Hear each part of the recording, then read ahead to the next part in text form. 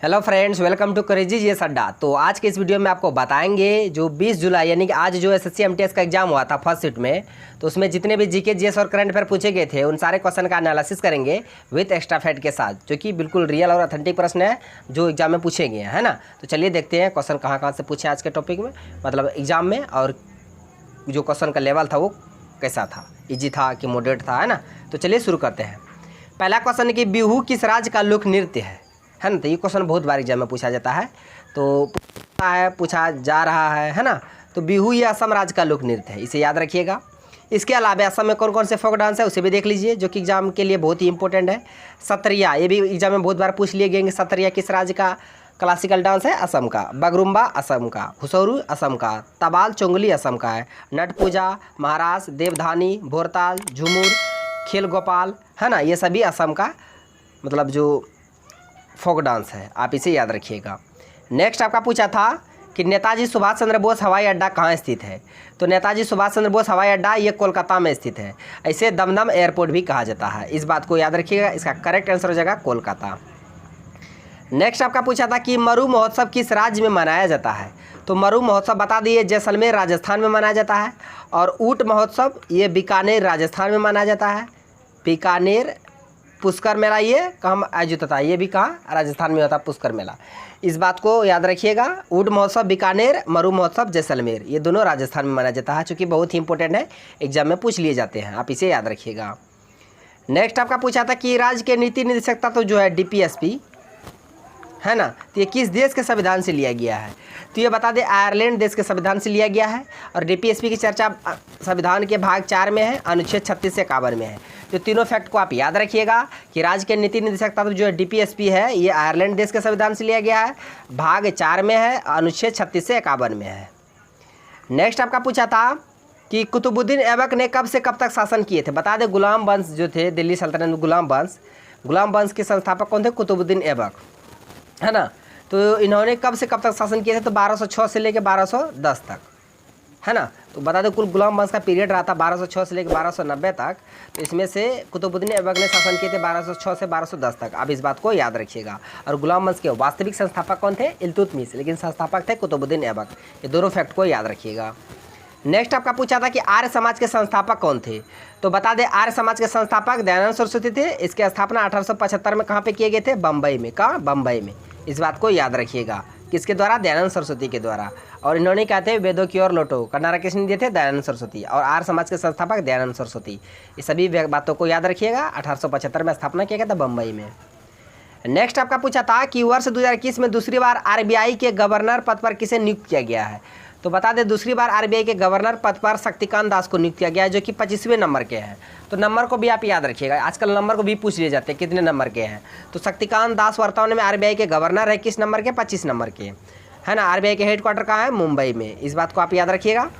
और 1934 के एक्ट के तहत 1 अप्रैल 1935 में आरबीआई की स्थापना हुए थे, और 1 जनवरी 1949 को इसका राष्ट्रीयकरण किया गया था आरबीआई का। ये सभी फैक्ट को आप याद रखिएगा। नेक्स्ट आपसे पूछा था कि टोक्यो ओलंपिक 2020 में पहलवानी में किसने रजत पदक जीता था, सिल्वर पदक मेडल। तो पहलवानी में रवि कुमार दहिया 57 किलो कैटेगरी में, है ना, इस बात को याद रखिएगा। एक मीराबाई चानू मणिपुर से संबंधित है, वेट लिफ्टिंग में इन्होंने सिल्वर मेडल जीते थे। और एक रवि कुमार दहिया। तो बता दें भारत 1 गोल्ड, 2 मेडल, 2 सिल्वर और 3 ब्रॉन्ज, 1 2 का 4, तो कुल 7 मेडल जीते थे भारत। 1 मेडल गोल्ड मेडल जीते थे नीरज चोपड़ा भाला फेंक में। नेक्स्ट आपका पूछा था कि टाइफाइड नामक जो बीमारी है किसके कारण होता है। तो टाइफाइड नामक बीमारी बैक्टीरिया से होता है। साल्मोना टाइफोसस का जो नाम है बैक्टीरिया को उसका है, और बैक्टीरिया से होने वाला रोग है टाइफाइड। नेक्स्ट आपका पूछा था कि एक्वारेजिया में जो है हाइड्रोक्लोरिक अम्ल और नाइट्रिक अम्ल का अनुपात कितना होता है। तो एक्वारेजिया में हाइड्रोक्लोरिक और नाइट्रिक अम्ल का अनुपात 1:3 होता है, इस बात को आप याद रखिएगा। नेक्स्ट आपसे पूछा था कि मदन मोहन मंदिर कहाँ स्थित है। तो मदन मोहन टेम्पल जो है राजस्थान के करौली में स्थित है, इस बात को आप याद रखिएगा। अगर ये पूछता कि राधा मदन मोहन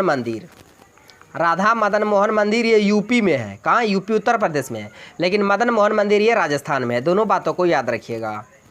नेक्स्ट आपसे पूछा था कि एन अनसुटेबल बॉय जो ऑटोबायोग्राफी है किसकी है, इसके लेखक कौन है, करण जौहर। इनकी ऑटोबायोग्राफी आत्मकथा एन अनसुटेबल बॉय।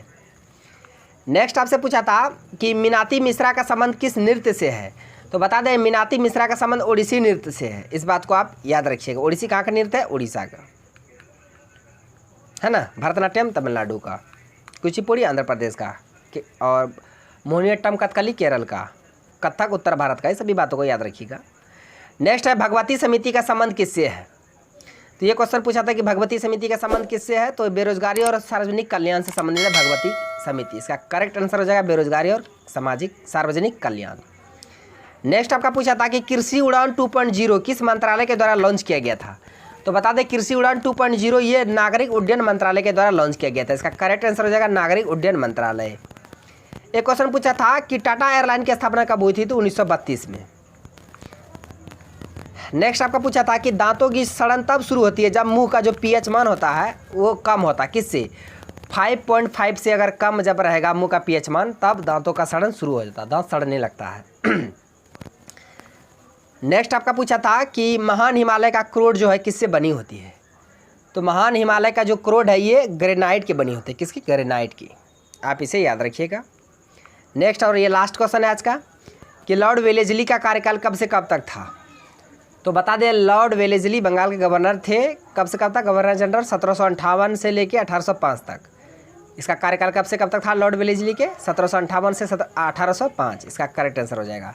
तो फ्रेंड्स आज का क्वेश्चन बस यहीं तक था। सारे क्वेश्चन को हम विद एक्स्ट्रा फैक्ट के साथ बता दिए है ना। ये सभी बिल्कुल रियल और एक्यूरेट प्रश्न थे जो हम आपको कराए हैं।